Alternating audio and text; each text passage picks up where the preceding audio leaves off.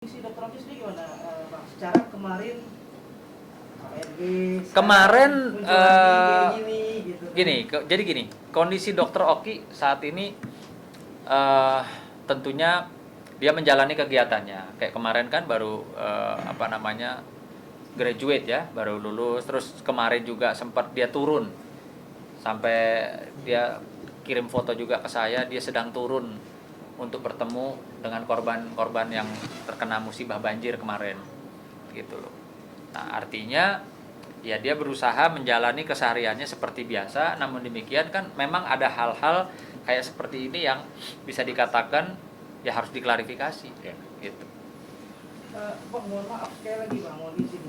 Di tengah-tengah yang kemarin sama RG, sekarang sama Davina keluar segala macam, belum lagi, mohon maaf, Bang, ini beredar foto-foto yang tidak pantas lah ya.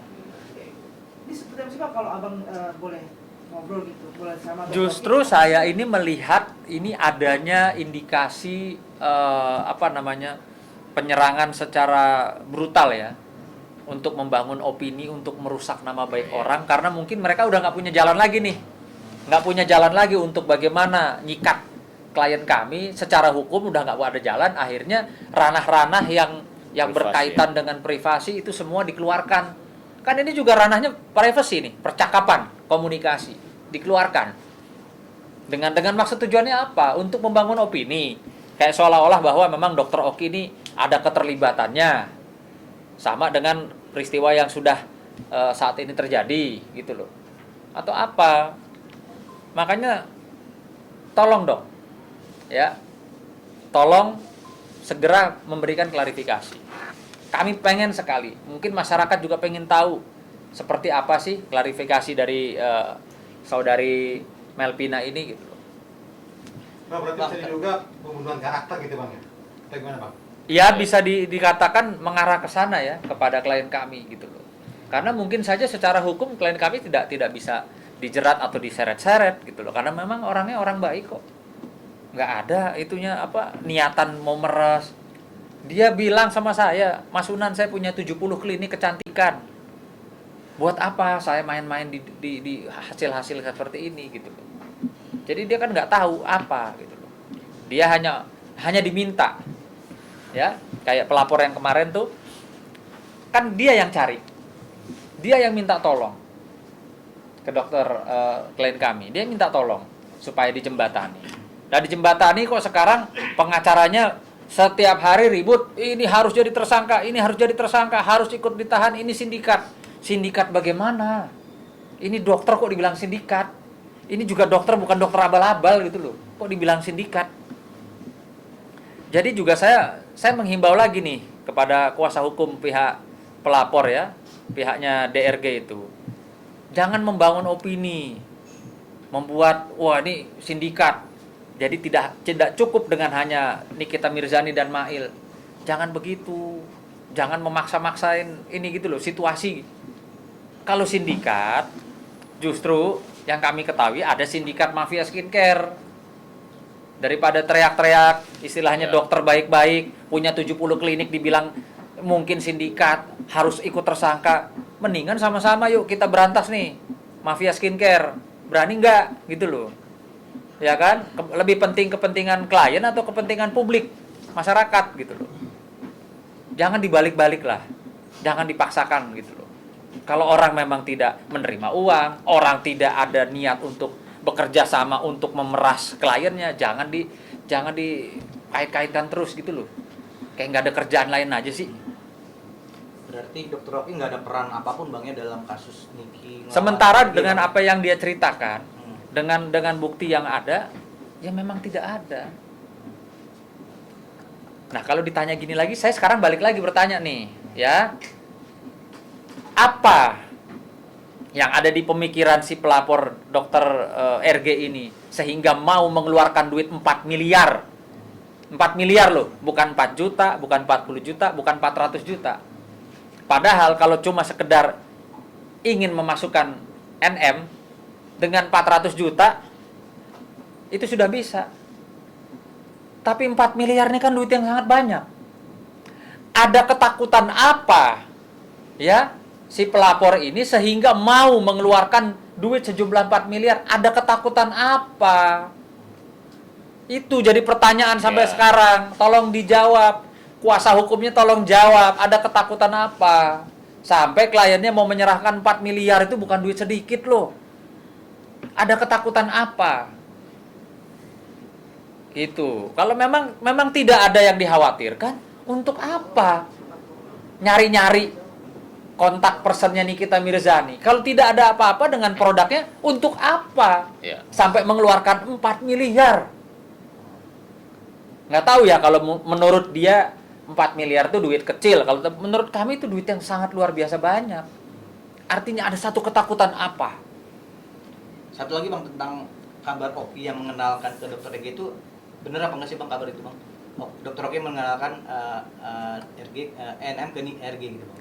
Ya kan sudah dibilang. Jadi Dokter Oki ini memang sepengetahuan saya ya, sepengenalan saya 5 tahun saya kenal beliau orangnya baik. Beliau orang yang nggak seneng ribut, ya nggak seneng ribut. Beliau itu kadang kalau sini temen, ya kalau dia bisa damein dia damein. Kalau nggak bisa ya dia nggak mau ikut campur gitu loh. Nah inilah yang terjadi saat ini. Jadi kalau orang baik mau menjembatani teman sama teman, apalagi perlu digaris bawah ya, yang cari pertama kali untuk pertemuan itu bukan bukan Nikita. Tapi DRG yang mencari jalan supaya bisa ketemu dengan Nikita. Gitu ya. Setahu saya nih, saya banyak nih teman premannya. Kalau namanya palak atau pemerasan, itu biasanya yang aktif itu adalah si pelakunya. Mana ada korban menyerahkan diri, minta dipalak, minta diperas gitu kan nggak ada. Ini setahu saya, nggak tahu Bung Nahak, ya kan? Ya. Jadi memang kalau pemerasan itu kan harusnya kan jelas-jelas yang pelakunya yang harus aktif. Dan orang kalau mau meras, ya kan, contohnya, itu kan tidak mungkin juga kalau orang tidak ada masalah dengan yang bersangkutan. Faktanya kan yang sekarang yang mengaku korban, dia yang menyerahkan uang kepada yang bersangkutan. Apakah itu dia anggap pemerasan? Saya yakin sekali nanti di pengadilan itu akan dibuktikan. Karena apa? Karena yang mencari yang namanya yang mengaku korban ini yang mencari NM melalui DRO ini. Ya. Lalu menyerahkan uang sebanyak itu untuk apa? Kalau tidak ada sesuatu yang melatar belakangi penyerahan duit tersebut. Apakah sukarela? Apakah hibah? Karena pemerasan dan pengancaman itu beda loh, ancaman hukumannya berat. Diancam pakai cara apa? Kalau menurut saya ini perlu dibuktikan. Saya yakin sekali nanti di pengadilan bisa berbalik ini urusan. Kenapa? Karena memang pasal disangkakan ini menurut kami ini benar-benar sangat merugikan Nikita Mirzani.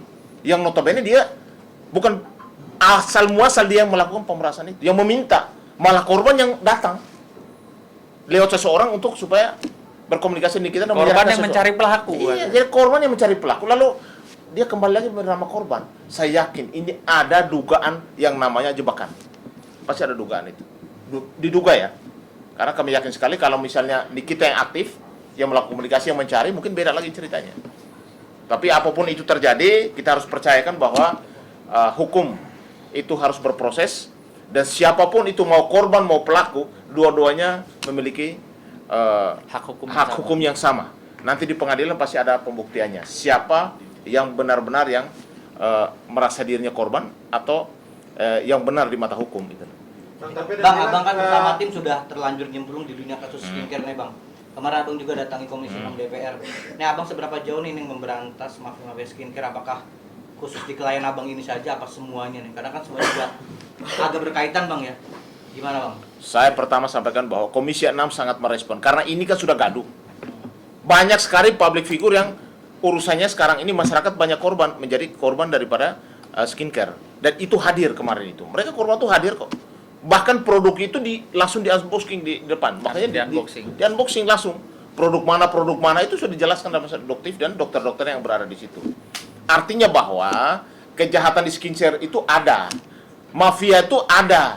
Nah, sekarang tinggal bagaimana penegakan hukumnya. Ya, lewat Badan Perlindungan Konsumen ya. Saat ini juga bekerja keras bersama BP POM, bahkan kemarin diminta untuk bekerjasama dengan Bareskrim dan penegak hukum lainnya untuk memberantas yang namanya mafia skincare. Karena diduga ada bahan-bahan yang berbahaya di dalam skincare tersebut sudah beredar kepada masyarakat. Nah, kalau ini dibiarkan, korbannya akan banyak berjatuhan. Sehingga kalau menurut kami akan berdiri bersama masyarakat, bahkan kami akan membantu. Kalau memang ada yang merasa diri korban, silakan laporkan kepada kami, bahkan ke Badan Perlindungan Konsumen Nasional Indonesia. Cukup ya? Walaupun nanti jadi dilaporkan, kira-kira ancamannya berapa tahun bang? Ya, jadi kalau untuk urusan ini, kalau urusan masalah kejahatan tentang skincare, ancaman hukumnya kurang lebih 5 tahun. 5 tahun dan juga ada denda. Itu miliaran tuh.